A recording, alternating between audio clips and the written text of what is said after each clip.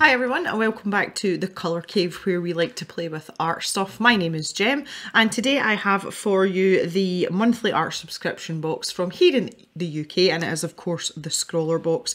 Today we will be unboxing, taking a look at what's inside and testing out some supplies, and then in a video in a week's time we are going to return to this box and tackle the Scrawler challenge, which is the art prompt that comes in the box. So let's dig in and see what we have. That's so satisfying. And my box has been through the wars here. So here is, first of all, our featured artist, and this is slightly abstracty. That could be interpreted in many different ways. It looks to me like a flower. Either that or this is a whale or a dolphin jumping out of a wave. Christina Kwan, Atlanta-based artist known for abstract and floral works on paper. Okay, well, so yes, a flower. This is very nice, very simplistic, but has layers of complexity at the same time. So that's really nice, and this obviously looks like some sort of paint, so I'm assuming that we're going to get some paint. We've got our Scrawler zine here. I think it's fancy, so we'll take a look at that in a minute because that tells us a little bit about the supplies, so we don't want to ruin the surprise for ourselves. And here we have our drawing surface. So this is acrylic paper, which would lead me to think we have acrylic paint, and it's 8 sheets of acid-free 240 GSM paper. It's what's that stuck in there? Or is that actually in the... That's actually in the fibres of the paper. You see this tiny little flaw here. Not a huge problem. But the paper almost feels...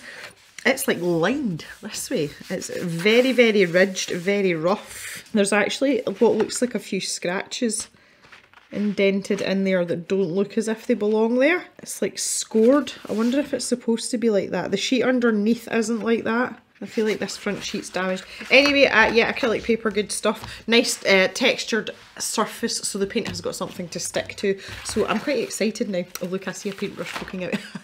And lo and behold, we have a number 6 round, a very commonly used size. 4 6s and 8 rounds are usually the sizes that we find most often. These are synthetic bristles, and this looks very, very similar to the Sea White synthetic brushes that by now most of you will know I sell in the stash shop. They're very inexpensive, they're hard wearing, and I like working with them. So if you'd like to grab some of the Sea White brushes, which are in many, many sizes now, you can head to the Cave website here to the stash shop and you can pick yourself up a little bargain. Okay, so yeah, this looks very similar to this. It's got a lovely pointy point on it. That has got transit gum or glue on it, so I will need to wash that off. Here is our Scrawlrbox sticker, and this is a shrunk down version of the front cover. Sometimes I play the jigsaw game and try and fit it in, but this is a shrunk down version because I can see this brush stroke here and those 2 bits there. Not important, but fun all the same. And I really like the colours as well. Marabou Fineliner graphics markers. I've had quite a few Marabou supplies now, and I'm always a little bit, is underwhelmed the right word? Just not, I mean, the supplies aren't terrible, they're just mediocre. And it's usually markers. So here we've got a selection of Fineliners, I am assuming, and they're all black, I'm also assuming. So these feel really cheap and nasty, like these do not feel nice. Fineliner graphics. So we've got a 0.8, a 0.4 and a 0.2, so that's a nice spread of nib sizes, I like that. And we have a brush marker. So let's take a look at some of these nibs. That kind of looks like a felt tip nib to me. I'm always a little bit wary of these because not all brush pens are made equal. So this is the 0.2, and that looks okay, looks fairly good. See the proof in these though is the actual using of them. 0.4, so slightly chunkier, and finally the 0.8, which is a very chunky monkey. There we go. So yeah, they feel very plasticky, and yeah. I do have a thing about that. I'm a very tactile person, and then if an art supply feels cheap, it doesn't necessarily have to be cheap, but if it feels cheap, I find it kind of off-putting, and these feel like budget Fineliners. We'll have a look at the recommended retail price for these as well, just out of curiosity, when we look at the supplies list. Okay, so we've got Fineliners, we've got a paintbrush. This is what I was looking for. Magic colour. Also, we've got liquid acrylics. This is like acrylic ink. I quite like acrylic ink. We've got some green, white, red and yellow. That doesn't make any sense to me. Why would you not get it? Unless that's blue and it doesn't look like it. I was like, why would you give us green and not blue? It is green as well. That does not make any sense. Come on, people. If you gave us blue, we could have mixed everything. I like the fact that we've got white though. That's nice. This is doing nothing for my elbow. Oh, there we go. Sorry, elbow. Yeah, okay, so it's a push down and twist job, which is probably one of the worst motions I can actually make just now, so that was helpful. But yeah, we'll press on, we'll persevere. So these are interesting. They've got really long, fine spouts or nibs on them. So I'm assuming we can tip that and squeeze onto a piece of paper to make line work. Also, obviously, you can squish it out into a palette and do all the normal things that you can do with normal ink. Oh, we've got a sweet as well. I keep forgetting about the sweet. This is a Chupa Chups hidden apple centre shock, so there's usually something disgusting in the middle, like a gooey bit or whatever. Yeah, Mr. Jim can have that. Let's take a quick look at the supplies. So, the Magic Colour acrylic inks. These expressive and versatile acrylic inks are a fantastic medium to get your creative juices flowing. These inks are water-based and intermixable, so you can create a wide variety of hues with the colours you have. The ink will dry quickly once applied to paper, but whilst it is still wet, you can create a range of different blends and effects. These pigments will dry waterproof and permanent, providing a high degree of light fastness, so they're fantastic for layering in your artwork. That's what I really like about acrylic ink. The finely ground pigments in these inks will not risk clogging any of your tools or brushes, which also means that they are compatible for use with airbrushes and technical pens. Recommended retail price is $7.99 for a set. I think that's quite reasonable as well. So here is the major brush, synthetic size 6. Durable, flexible filament with a round tip. With a round tip? That doesn't look round to me. This is a pointy point.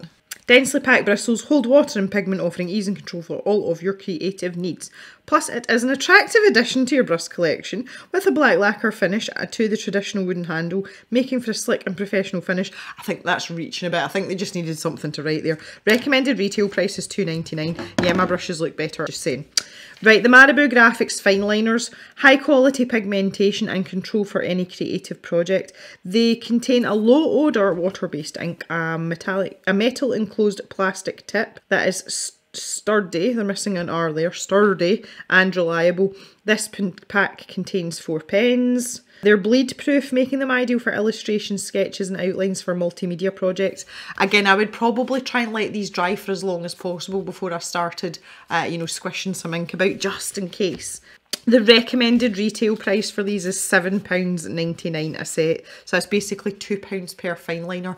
Okay, and it's just talking a little bit about the paper down here.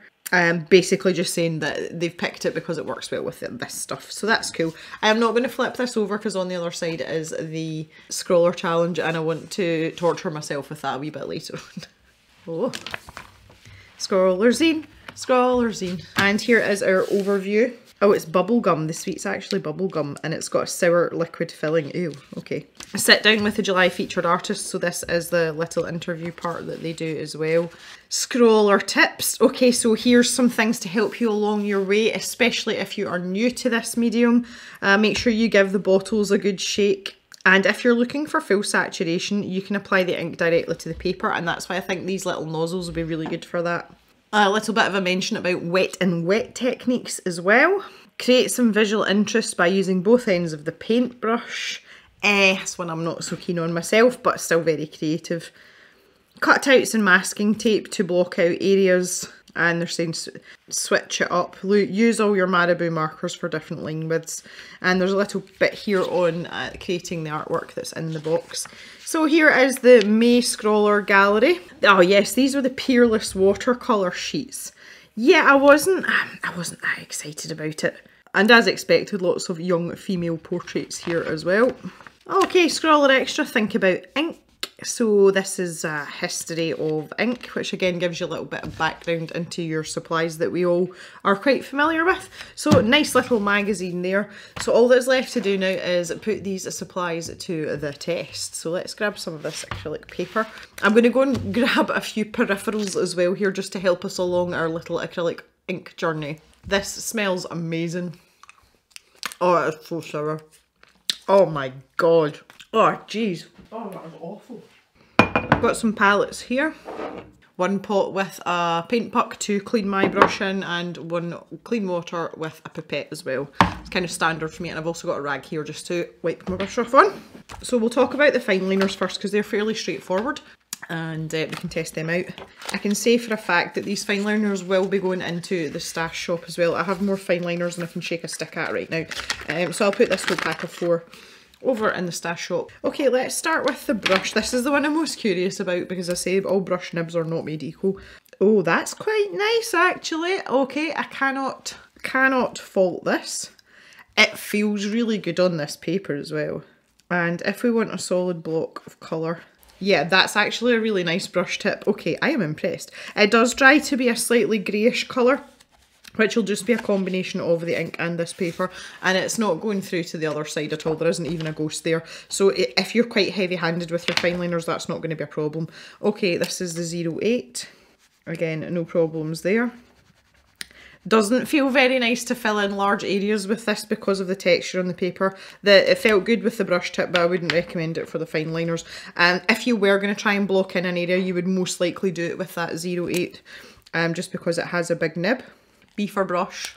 Yeah, again, same thing. The ink flow seems fairly good on it, but not really for filling anything in. And we should have a tiny bit. Now, the thing that I would like to be noted here is that the ink colour is consistent across all of these. One would hope that it would be, but sometimes when you're using a smaller nib, the ink appears lighter. There's not a lot you can do about it, but there's not much difference between here and here. Sometimes, I mean, it is just an optical illusion, but I always find with some pens it's more obvious than others, and this looks fairly consistent to my poorly trained eye. So there we go, a nice variety of line widths and stuff we can do with that. So I'm going to put the raw inks into this little flower palette here, which weirdly is still wet. I have no idea why it's wet in there. Why are you wet in there? My experience with acrylic inks is that they're incredibly concentrated, so we shouldn't need a huge amount of these. Of this, should I say. Oh, vibrant. This stuff's going to last ages as well. This is, I think, unless these are terrible, this is really good value for money. I'm interested to see what the white does, how opaque it is, because it looks fairly opaque from here. So starting with a damp, clean brush here, I'm going to start with the white. That looks really opaque. And just see what happens here. I'm also going to pop a little bit of this on top of our brush there. Oh, that's really opaque. So I'm just going to put the excess in another little well here. Yeah, look how milky that's made my water already. Oh, that's really vibrant, really happy. And I just want to see what happens if I go in with a damp brush here. How long I've got to move this about before it dries, because they did say it was quite quick drying, and I can see there already, you can still see my outline of my original mark, and I can't get rid of that. Okay, so if you are going to dilute on the paper, you know, if you're going to add any details on the paper, you need to work fairly quickly. Yeah, that's not moving now. You can see this line here, that's my original line. But this colour is absolutely gorgeous. It is so rich, and this is why I really like acrylic inks. So let's try the yellow, which I think I'm going to get a little bit excited about as well. Yeah, that's a good colour too. Okay. You know, it doesn't have to be like slap you in the face vibrant if you don't want it to be. So yeah, these are fairly... I like these. I'm enjoying this. So now if we were to add a little bit of green to the white... So this is because these are transparent, these colours, and the white is opaque. So you can see there I'm creating a much more opaque paint with that white paint. And it's given that that's kind of milky consistency. And again, I want to see if it's going to do anything. It's not showing up terribly on the black, but you can definitely see it. You can hear the dulcet tones of Mr. Jem. Been out gallivanting today.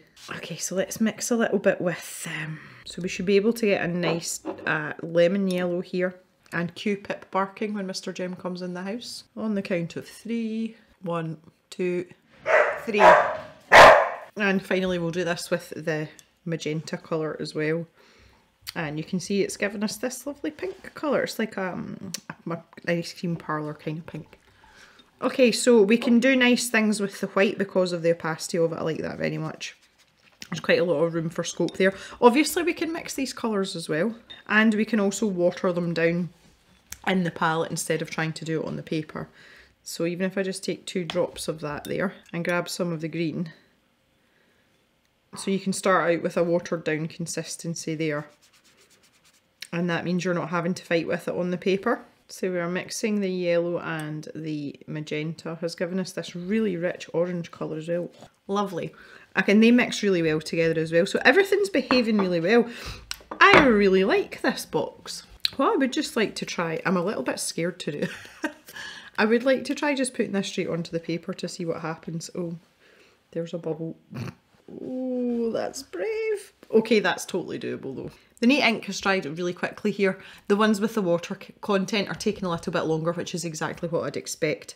So all in all, this looks like it's going to be pretty good fun, and I love the fact that we've got a pack of Fineliners with different nib widths as well to play with.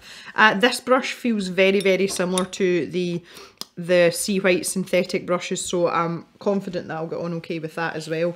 So now the only thing I've got left to do is have a look at the Scrawler Challenge, and that'll give me roughly 3 or 4 days to think of something to use all these lovely colours for. So here we go.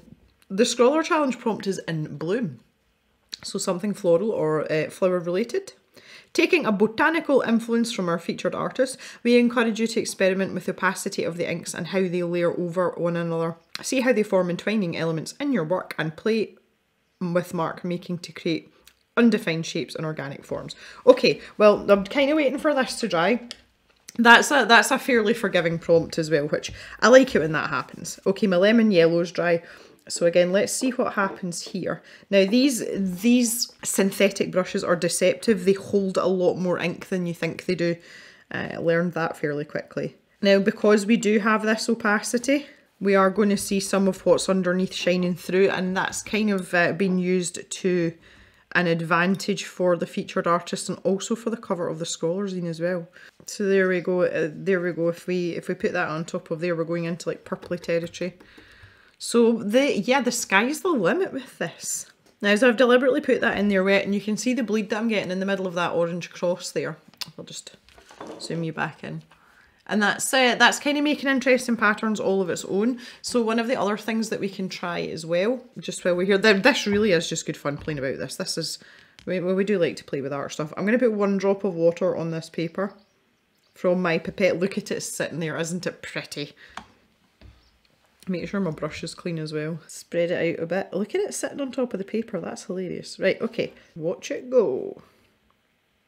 That's really interesting as well. A bit of green in there. I'll take a bit of this lemon yellow and see what it does too. Ooh. I was going to say it's reluctant to travel, but it's not. That white has absolutely decimated my water for cleaning my brush in though. It's destroyed everything. I'm getting like a kind of hippie tie-dye sensation going on down here now.